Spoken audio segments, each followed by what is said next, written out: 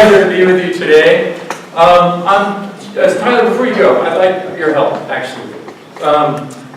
I'd like to make sure that we answer questions you have about entrepreneurship. I could talk all day about entrepreneurships and stuff, and I could talk all day about adventure stuff. But what I've learned is that entrepreneurship is about 20% mechanics and about 80% attitude and mental, the mindset. You understand what I'm saying? And I'm going to talk mostly about the mindset, but I want to also make sure we use your time the way you want. So Tyler, can you help write down any questions on the board so I can make sure we get them answered? What questions do you guys have that you'd like me to hit on today about being an entrepreneur? No questions? We're done. Okay, yeah. Major challenges that arise. I'm sorry? Major challenges that arise. Challenges, facing challenges. Okay, good. Next one. Yes? How quickly kind of like strain through your ideas to identify which ones aren't going to work, which ones could work, and which ones you think will work, so you don't waste time chasing something you probably won't. So would you call that product development, or would you call that decision making? Probably decision. Decision making? Okay, we'll talk about that. Yes? What's an experience that molded your way of thinking or your mode of operation? That's big time. First slide, we're going to talk about that one, okay? Would you repeat that? Or is it, we're going to hit that then? Yeah, just an experience that molded his mode of operation, his way of living. Yeah, a lot of them. From an adventure standpoint and from an entrepreneur standpoint. Yes? So I'm sure I'm kind of delegating the lean startup, and it's run by Stanford, what people use a lot, and they talk a lot about kind of validated learning and things like that. So I just would like your kind of take on how to learn quickly from things That's okay. So that ties in a little bit to decision making too, but learning and sort of that growth mindset. Yes. Mine would be kind of just as soon as kind of when you get your business going, how you build a culture or a system so people, I don't know, because I know one problem with being an entrepreneur is like you're always so obsessed or so really passionate about what you're doing, and you never can find someone that, I don't know, really gets it or cares. So how do you build a culture where people can kind of care, build that value that they see in your business? So I'm going to talk about leading teams, and I think that ties into culture. Culture is super important, and you define it early, and it ties back to your mission and purpose being key. So I'd like to tie all three of those together if I could. Yeah. What else? Yes? I think along with that, I'd like to see how you get people to trust you as a person and your brand, and like your way of doing business. Like how long does that take to get people to trust you? That's right. Sales is the transference of trust. And how you do that both quickly and in a way that is long-lasting and creates evangelical customers that are willing to espouse your vision. Not always easy. Yes? Kind of in the same line of thought as that one. Ways of finding good investments and convincing other people that you're also a good investment. Okay. That makes sense? So who do you think investors bet on? Do you think we bet on the technology or the entrepreneur? The entrepreneur. Yep, absolutely. So there's part of your answer right there. But, and even tying in the trust back to how you raise capital and all that. So what's your question specifically? Specifically, what are the traits of a good venture? So I mean, what are the traits of a good venture? Okay. The traits that investors are looking for in a good venture. Okay, all right, got it. Thanks. Anything else? We got a lot. Yeah, go ahead. How to plan a successful exit strategy. Exit strategy. Wow, okay. You're already on an exit, worried about an exit. All right. Angel investors love to hear that kind of stuff. So, very good. All right, so if we answer those questions, would that work for everybody? Yeah, go ahead. Opposite of that, like how do you get like expert, like finding basic, if you're starting out, like if you don't have like computer skills or engineering skills or those kind of things. Like, how do you put a team together? Yeah, I mean we talk a lot about those kinds of things, like everything along those lines. No, absolutely. In fact, we call them date nights, but we as angel investors would host the business school, the engineering school, and the computer sci guys. And the computer sci people were typically like the hot girl at the dance. And everybody wanted to become code for their particular project, right? But you kind of do need to build a team, and you need to bring it together, and they need to align. Who's the vision guy? I forget, or the team. I think the gentleman over there. But this idea of pulling a vision strong enough that it engages the team, and they want to be a part of it, and they want to follow, and that they believe in you as the CEO or the entrepreneur leading the team. Does that make sense? Oh, date night. We did. We called them date nights. We threw out pizzas and just let them advertise it, and we brought. The schools are always siloed. The computer sci guys don't talk to the business guys, don't talk to the girls in engineering, whatever. And so bringing and breaking those boundaries down allowed the synergies to formulate.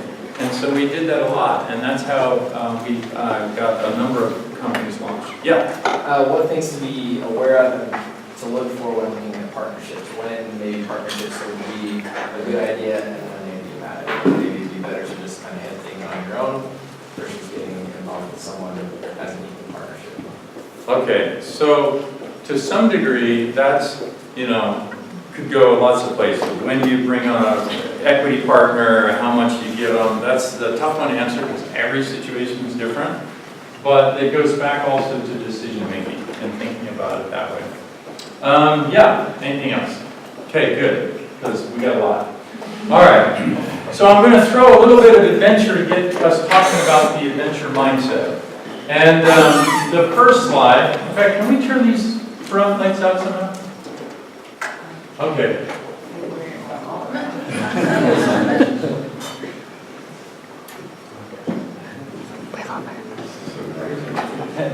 Okay, Apple TV is not wanting us in slide presenter mode. All right, we'll try that. How's that? Okay, so what I'd like to talk about is the adventure-driven approach. My perception, my experience has taught me that a lot of people, and particularly millennials, are somewhat risk-averse. Your parents taught you to be safety and mindset and all of this. And so I'm going to break down some of those paradigms. In fact, I'm going to start with a slide that says, and a premise, that says life is either a daring adventure or nothing. Do you believe that? Do you really? Do you know who said that? Helen Keller. She never climbed a mountain. She never sailed across an ocean. Her mindset, though, was about growth and stepping outside of her comfort zone. Rather than staying and playing in our little sandbox, the ones we define for ourselves, the ones we think we're capable of, this idea of constantly pushing boundaries, and whether it's adventure or whether it's business, it doesn't really matter. It's the same mental mindset. You all are capable of much more than you give yourself credit for. I didn't learn that until I had accomplished some gnarly adventures and some other things, adventure races and going for 500 miles on foot and bike and stuff like that. And all of a sudden I realized, whoa, my body can do it if my mind can. I had stepped outside of my sandbox and made a sense of forward progress that I never thought possible. And I'm going to share some more of that with you. I first saw Everest on a business trip. I was in India and I flew up to Nepal and I chartered a little plane and was circling the mountain, and I'm like, I have no construct of how to climb that mountain. It was so far and so beyond me, I couldn't even think about how that would come together. But an interesting thing happened. Within a few years, I started to put myself in the picture. And there I was, as I inserted myself, and I said, instead of this wish, it became an idea, what would I need to do to go climb Everest?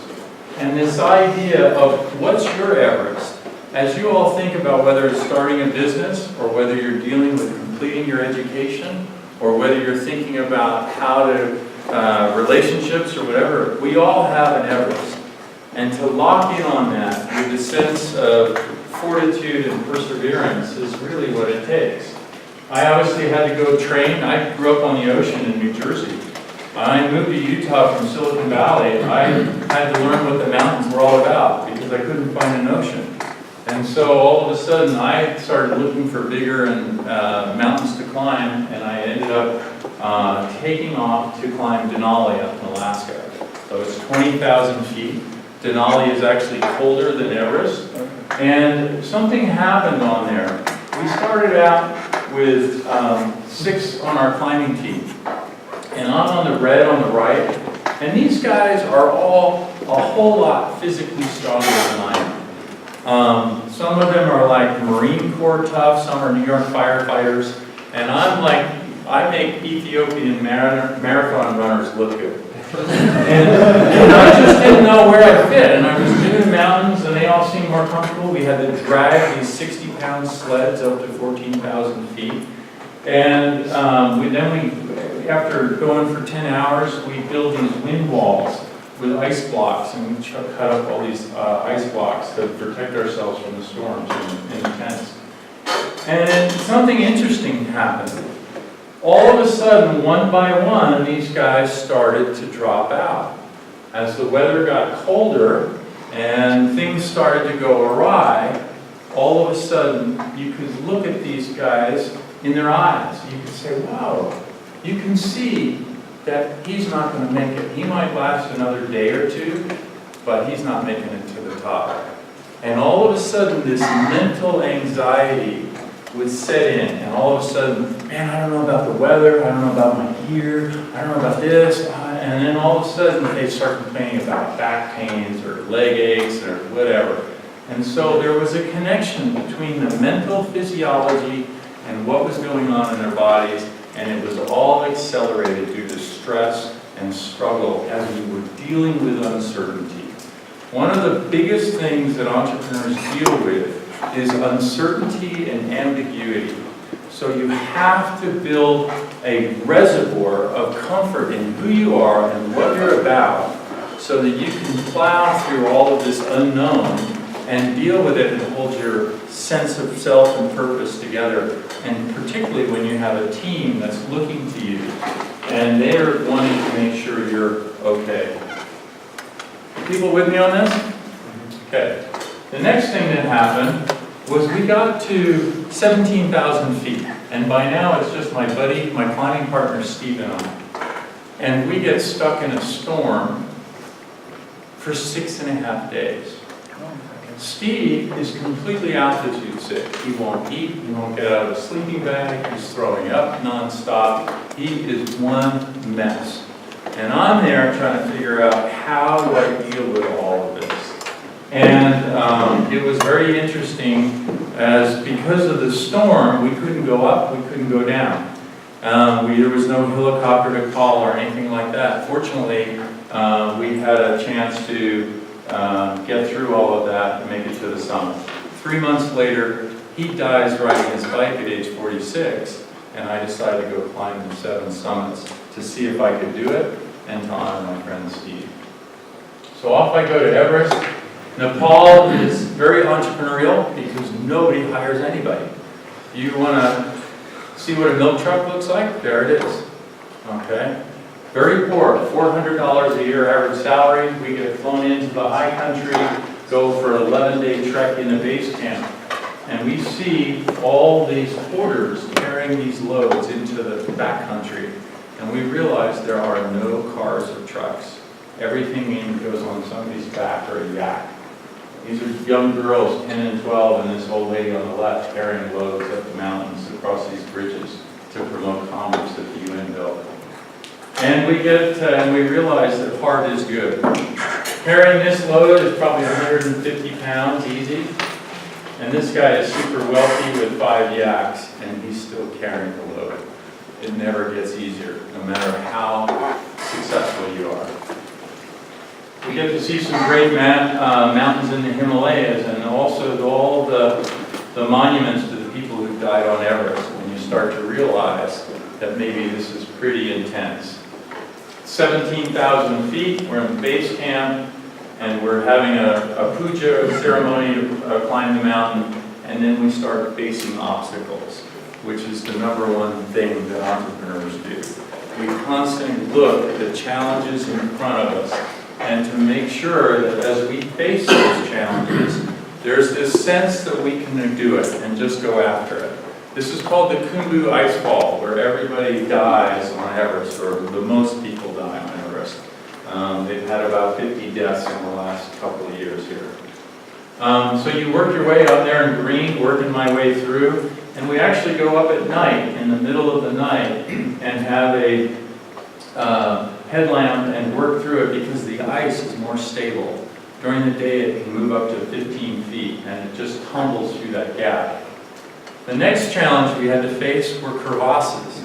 And to think of these, you're going across on aluminum ladders, the same kind you have in your garage, and you've got boots and ice axes and crampons, and we're working our way across the little ladders up, and that's my idea of chutes and ladders, by the way.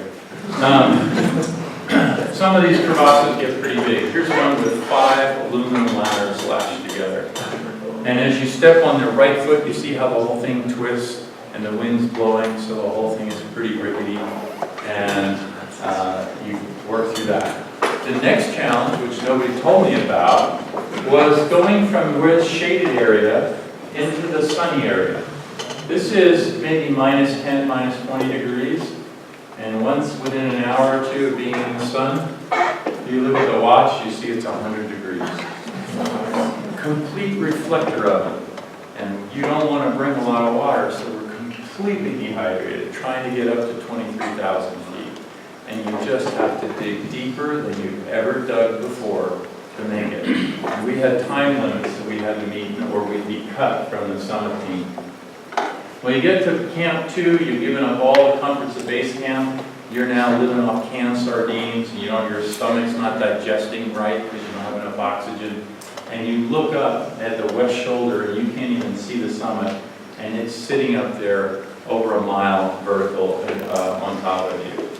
And so the next challenge is to get up what's called the Lhotse face, and to go up here. And I'll zoom in to give you an idea how big that is. And you can just now start to see the climbers working their way up the Lhotse face. And there I was with the west shoulder of Everest over there. You get up to Camp 3, we had a huge storm come in, wiped out all the tents. We had to go all the way back down to base camp and start all over again. And that was my emotional low point. Entrepreneurship has its highs, it has its lows. We go up and down, and this idea of having a process of daily recovery and renewal is really important. I was on Everest for 51 days, and there's no way you can sustain that by just kind of toughing it out. You have to go through this, allow your human emotions to vent, and allow your process to rebuild yourself physically and emotionally between each of these challenges. I watched the movie Finding Nemo, and of course the motto is just keep swimming, but that was a very cathartic part of my daily recovery. From 26,000 feet, you then have to work your way up the rest of the way, and the real climb starts. We had to pass some climbers, this is in the middle of the night, as we went up to the balcony. And at first, I was really grateful because these 50 Indonesian climbers were cutting steps in the snow. It's a soft, sugary snow. And I'm so grateful because they're saving us energy. But then I realized that they were holding us up. And on our radios, our guide said, gotta break loose from the safety line, unclip from the safety line, and get past all these guys. Well, we're going up a slope like this. And in the middle of the night, with no safety line, we had to get past them. They ended up getting stuck at the Hillary step, ran out of oxygen, all kinds of problems. What I learned from that is, as an entrepreneur, you have to carve your own path. You can't follow the crowd. You're going to be stuck following and keeping or maintaining the status quo with your peers. So you have to have enough courage to fight with your convictions to make and go your own way. There I am with all my oxygen on. You can see the south summit behind me. If you don't think it's cold on Everest, there's the camera we took these pictures with actually. Here I am crossing from the south summit to the Hillary Step, and you can see there's kind of this little ridge line, nice edge ridge, and by just off to my right of my right hand is a 10,000 foot drop, and below my feet is about a 6,000 foot drop. And so you realize you do have to play risks and deal with risks and manage it in a way that keeps you exhilarated, and yet at the same time you don't take undue risks to get there. I'm going up the Hillary Step, teamwork, and helping me to understand which of these lines I had to connect onto from years past, and then making it up on what's called the summit plateau, where you can see the prayer flags in the distance. Now this isn't all that far, but it'll take you 20 minutes to get there. You can see I'm kind of hunched over, and I'm sucking wind. Step. Like every time I do that, I start hyperventilating. Anyway, that guy in red got there, sat down. He wasn't in any of the summit photos because he couldn't stand up. You celebrate getting to the summit. You honor your friend Steve and your family with little mementos, and then you have to make a political statement. So I got out the Utah Valley University flag, and I planted it on the summit of Everest. Because I wanted Utah college students to know that their education will take them anywhere they want to go in life. And it's a true statement.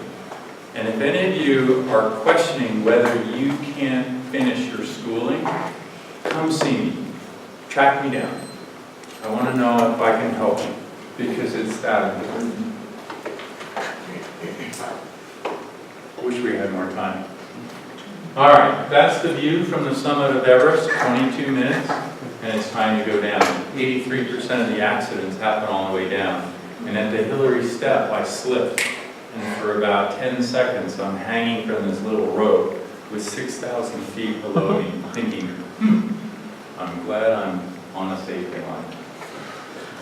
I went on to climb in Russia, relatively easy slope up, beautiful climb. We get to the summit, we're all like, yeah! Look at us. On the way down, we get into a whiteout. And this guy, who's a 260 or 70 pound Russian guy, the head of the Russian Climbing Federation, is telling us which way to go. And all of a sudden, poof, he's gone. Completely vanishes. And he's fallen 40 feet into a crevasse. We spent the next 4 hours trying to extract him from this crevasse. The team that was here was not the team that pulled him out of that crevasse. Trials and hardship will forge a team together in ways that you can never think possible. You want to talk about building a culture, an organizational culture? Throw them into the furnace and see what comes out. Give them a sense of purpose that's beyond themselves. At Cisco, our mission was to change the way the world lives, works, and plays. And now added learn. But that was our purpose for what we were doing in rolling out the internet around the world. The opportunity to take on a higher purpose will enable you to do so much more than you ever thought possible. Here I am in Indonesia, climbing the tallest mountain over there.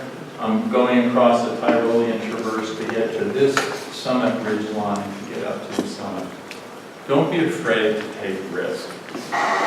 Be more engaging when it comes to opportunity as you balance opportunity versus security. We had to solve problems all along the way. For me to go 14 summits and 7 seas and 7 summits without that, we had to constantly problem solve and mitigate not only the variables that prevented me to get there, right? You're looking and focusing on what it takes to be successful, but at the same time, you're putting aside all the variables that can come in, those laws of entropy that can get in your way, and making sure we had managed those on the side to keep blazing forward. And obviously that was one of them. You have to enjoy the moments. Sometimes we get our heads down in business too much. We can't see the forest for the trees. And we don't always celebrate the sale or the moment that is so special. And as I was enjoying my 7th summit in Antarctica, I also didn't lose my momentum. Too many people hit a milestone and then they pull back. I went on and cross-country skied to the South Pole, and we're going to see what the sound is like when it comes up. So we don't have sound tied to the, let me do just a little bit. Can we turn that up somehow? Anyway, that's what it took to get to the South Pole. I still had a team at home. And so after doing those adventures, I decided to manage things a little differently. We have a handicapped daughter, and while she was still portable, we decided to go sailing around the world, so we ended up buying a catamaran. When we took off from France, I sailed across the Atlantic and sort of had some on-the-job training. We got to the Caribbean and took my family around and saw some of the nice, easy sailing in the Caribbean. And then all of a sudden, we had to dig deep and decide whether we were going to head across the Pacific. And the Pacific is big. There's no hardware stores, there's no marinas, it's all on your own. And so I had to decide whether, and my wife, who by the way, his brother drowned, and so she had a real fear of water, we had to go through the Panama Canal with our peers and simply cross the Pacific and island hop. So we did that, we had a great time, we got to Galapagos. I won't tell you this story, but that's a big fish. And some amazing places. Here we are in the Marquesas and exotic islands all throughout the South Pacific. But I had a lot of uncertainty to deal with. Here I am. Sorry for the music. Hundreds of sharks in but discovering unknown lagoons and trying. I just had a good friend whose boat hit a reef and sank in near the Tahiti, and the stress of managing that whole situation is very much like when you're an entrepreneur. You are carrying that monkey on your back of always having to make things go forward. We had a wonderful time with the locals. Here's a school bus, in case you didn't recognize it. We should paint it yellow, I guess. I thanked Finding Nemo for helping me on Everest. And I got to do a lot of underwater stuff, which was a lot of my fun. Well, one of the fun things that I got to watch is the transformation that my wife went through. Her name is Kim, and she had to really step outside her comfort zone to go sail across, spend 9 months in the South Pacific. And so the idea there was, as she faced her fears and started with maybe 2 life jackets and snorkeling in 3 feet of water, to hear where she's having a whale reach right next to her, that was an amazing transformation to see. And as you take on those and embrace those challenges in your life, you're going to have a greater sense of your own self, and that confidence will carry with you, and your teams will respond to that. So as you set a vision and set up the strategy and engage the team to come together and execute on that vision, all of that will enable your success. So we made it to Australia. I kept sailing through the Indian Ocean, and I completed a circumnavigation. From there, I decided I was going to sail to Antarctica and learn from people who've gone before. And that's what we do with Lean Startup. It's what we do with Nail It and Scale It. We learn from those who've gone. And guys that had done these old sailing ships before Vortex and what it was like. And I wanted to experience that. So there I am working on the rigging as we're sailing across to Antarctica and getting to experience what it was like working through the ice pack and visiting the locals down there. We had leadership challenges and crew challenges and all the dynamics of human emotion under stressful situations. But one of the things I'd like to share with you real fast is I've learned that leadership and entrepreneurship have a very common parallel. Leadership is about bringing people towards your vision or helping them with personal transformation. Entrepreneurship is leading people towards a mutual value proposition. You can be confident that you don't have to sell people in kind of this uncomfortable way. What you're doing is you're building trust, and then you're presenting a mutual value exchange. If they don't walk away from the transaction feeling that they've gained, then it's not a win-win. And your job is to create those win-wins and help them understand the value of that win-win in order to make them feel comfortable. We had to work through the whole ice pack and down along the coast of Greenland as I did what was called the Northwest Passage. And finally, I decided to race across the North Pacific for my 7th sea on this boat, visit Seattle. And I had a great opportunity to face storms like you would never believe. 110 or 115 mile an hour winds, non-stop, one storm right after another, 40-foot waves. In fact, these are 40-footers back here, and these are 25-foot waves hitting us from the side. We were getting we're in this washing machine, basically. But there I am, thinking this is the most amazingly far-out thing I've ever experienced. And so, in one sense, I had a smile on my face. On the other hand, it was one of the hardest things I ever did in my life. We were on watch for 4 hours, off watch for 4 hours, for 29 days. Freezing cold, we never got warm. We were constantly soaking wet.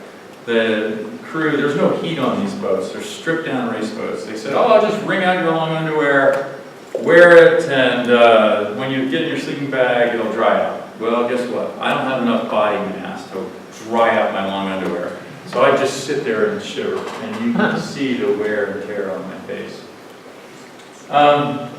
But one of the things that we did was these waves built up, or these giant ocean swells.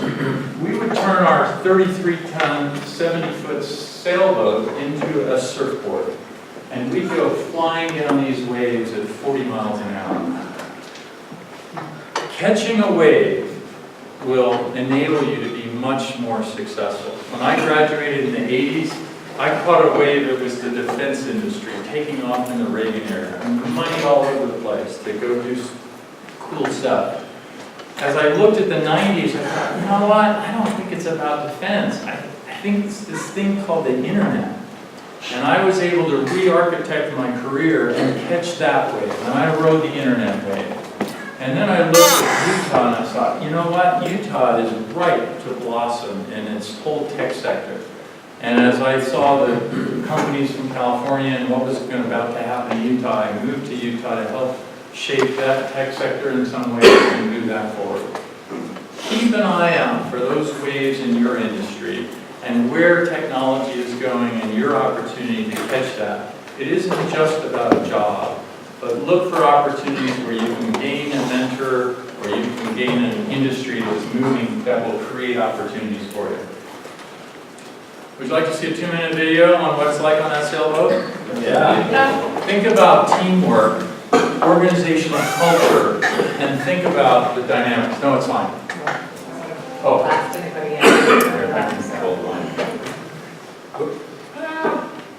Sorry. I just blew it. Yeah, turn it up a little.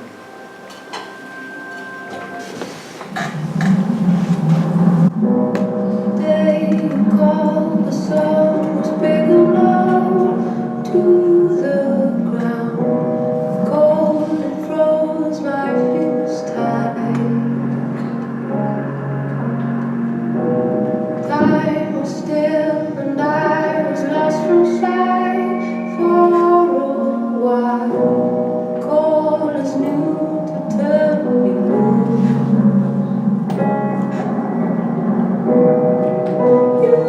You had my heart, you knew it from the start. You had my heart, being cold and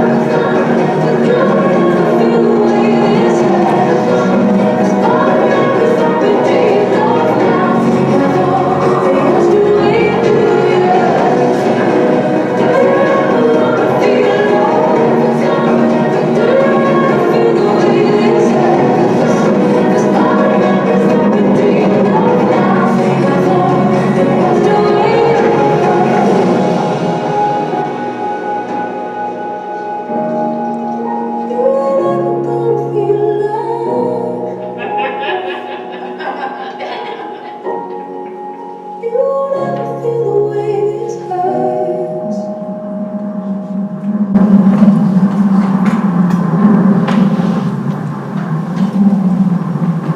Who's ready to go sailing? Same thing about running a business. It's all the same thing. And bringing those teams together is one of the most satisfying things you can do to have a vision that maybe you helped create if you have, it's not completely your own, and then all of a sudden seeing how it comes to fruition. So let's talk more about your road ahead. I think there's just a couple principles I'd like to hit on, and we'll hit on your questions as well. Number one, I see people and I see organizations get stuck in three ways. One is it's foggy out there. This is what sailing in South Africa looks like. You can't see where you're going. And as you all look at your futures, it's a little murky. Steve Jobs did a beautiful commencement address at Stanford where he talked about looking in front of you, it's murky, but you can look behind you and you can see how perfectly all the dots connect. And that is true of entrepreneurship, of life, and how we progress. So we need to have the faith that we can go forward and take those steps into the unknown, as long as we find that reserve to exercise that faith. You won't see bright, sunny sunshine, but you will pick up some reference points. And even just birds, a flock of birds heading north, you know which way north is, and you can kind of get a reference off the sun. And you can see not just 20 feet in front of you, but you can see several hundred feet, and you'll have that confidence. Number two, as we talked about challenges, teams and individuals get stuck when all of a sudden all they can see are the obstacles and the reasons why they can't do something. The lesson is to weave and work your way through the ice pack of challenges, whether that's traversing up a mountain to get to the summit, or whether it's tacking on a sailboat. But what's most important is that you pick up momentum. You get wind in your sails and you're moving. That's more important than having the perfect compass course. And as you get moving, then you can optimize as you go. And then finally, some of you may know exactly what your summit is, what your Everest is, and where you want to go. And it's a matter of thinking, how do I get there? And to relax and understand that it's never a straight line, and sometimes it has some really big ups and downs. To get to the summit of Everest, I had to go up and down a whole number of times. And so it is with any accomplishment. And we get stuck in the weeds. Sometimes we have to look up and see where we are and to make sure that we are doing the things we need to do. So with that, let me stop there and go back to some of our questions. Decision making. I had an experience on Everest where I was in that storm that wiped out the tents. And it packed in I left the zipper open on my leg, and all of a sudden it was frozen and I couldn't bend my knee. And this idea of wanting to just stop and lay down and go to sleep actually became a viable alternative. And I remember this idea of, no, I've got to constantly keep making decisions. The difference between a great entrepreneur and a poor entrepreneur is they both make the same percentage of good decisions and bad decisions. It's just that the good or great entrepreneurs recognize them quicker and take corrective action almost instantly and course correct.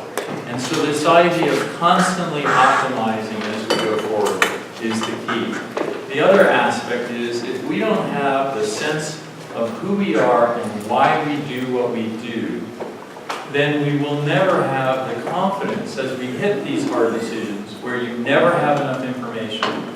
You don't know if that storm's going to come or not come. Should we sail this way or that way?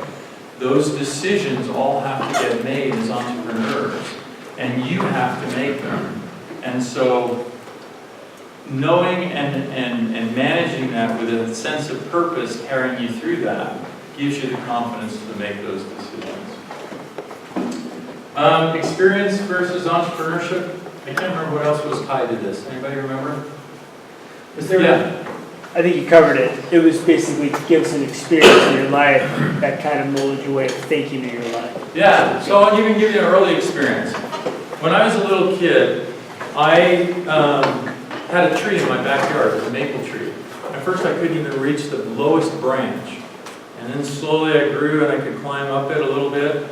And then through that process, I learned to trust my grip over my fear of falling. And it was that constantly exercising that. Talked about buying that sailboat at age 10. I actually was too young to have a paper route, so I collected newspapers with my little red wagon, and I got $16 a ton at the recycling center. And I was an entrepreneur, I didn't even know what the word was. But those opportunities just to go out and put yourself out there, with whether it's the guy with the milk truck and the bicycle, and whatever. Just go do it. Be creative, have fun with it, and make it what it is. And some won't work out and they'll collapse and burn. What's the worst thing that could probably happen? You lose money, you go home and you live in your mom's basement. I mean, it's not that bad, okay? The reality though is the joy of accomplishment is so much greater than the sense of just staying stale and sitting on the couch and doing nothing. And so I encourage all of you to risk the fear of failure. Remember two things. Fear and faith are two intangibles. They're invisible. They don't really exist except in our head. So blaze forward through that and develop that experience, because it's through that experience that you'll be a better entrepreneur. Growth mindset has to be part of that process. You are constantly learning. I read about a book a week. I probably, all of that never goes away. Keep that lifelong learning, and learning lives forever. Is that the motto? That's all part of who you have to be as an entrepreneur. Leading teams, I think we kind of talked about that and the culture that comes out of that. Building trust. I was asked at Cisco to own the Cisco ITT relationship and manage the whole post-sale support. So I thought about how do we do this. They had to trust what we were about. I understood how each of those managers at AT&T were bonused, who their families were, what their goals and objectives were, as well as their overall organizational goals or objectives, so that I could come in and add value. My goal was to enable their business success. In a business-to-business sales opportunity, you have to enable their business success. Don't sell your widget, enable them to be successful. In a retail or business-to-consumer model, you have to enable family success. In not just thinking, I work with a lot of internet service providers around the country, helping them understand their job isn't to provide a technical pipe to allow people to access the internet. Their job is to help families be successful with their internet experience. And that dynamic and changing that mindset aligns an entrepreneur or the organization to better serve and meet the needs of the customer, to build trust, and to help that come together. Does that make sense?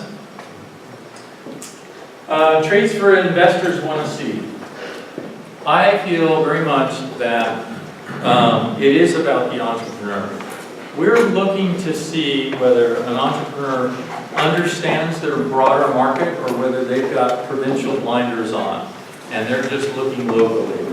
Do they, when they are faced with a challenge, will they be able to figure their way through the maze? And by the same token, can they pivot the organization? Because it's going to require 3 or 5 pivots before you optimize the business model. We care less about the technology, but we want a sustainable competitive advantage. But we're really looking to see whether that individual will carry that forward in a way that we can trust them with our money. The other thing is investors grade on a curve, so don't take it personally. It's about how we allocate capital to enable us, we can invest with this entrepreneur and that entrepreneur. It doesn't mean that your idea is bad, it just means timing-wise, we like this one better, or that this one is more relevant for what we're trying to do. So keep that. Exit strategies. There are all kinds of exit strategies. Dividend, was that you, I think? Yeah. When thinking about exit strategy, obviously the preservation of capital early on. When you take in third-party capital, try to bootstrap it as long as you can until you've validated the business model, until you really know you've got something that if you turn the crank faster, the money's going to come in bigger. Once you know you have that, then take in outside capital to accelerate your growth as fast as you can. Then, as you start thinking about exits, you obviously, as you take in capital actually, you can do debt with warrants, where you preserve equity and maybe have a loan to pay back, or you do equity-based financing where you have a shared partner kind of relationship. I would be reluctant to give up equity partner, or bring, I forgot who asked the question, until I knew they were fully embraced my vision and were willing to put as much on the table as I was. It's a hard thing to see. So do it in milestones, so it's not all at once, but they're vesting as they've earned it, and you develop your trust in them in a way that's sort of this equal balancing of trust and validation and all of that process. But whoever's helping you put money in will help you pull it out. Hey, Mark. Yeah. No, that's good. I'm done. Sorry to interrupt. No. I want to present this Thunderbird Award to Mark Frey, who came here and I think gave such an inspiring talk about investing and entrepreneurship and life in general. And so thank you very much.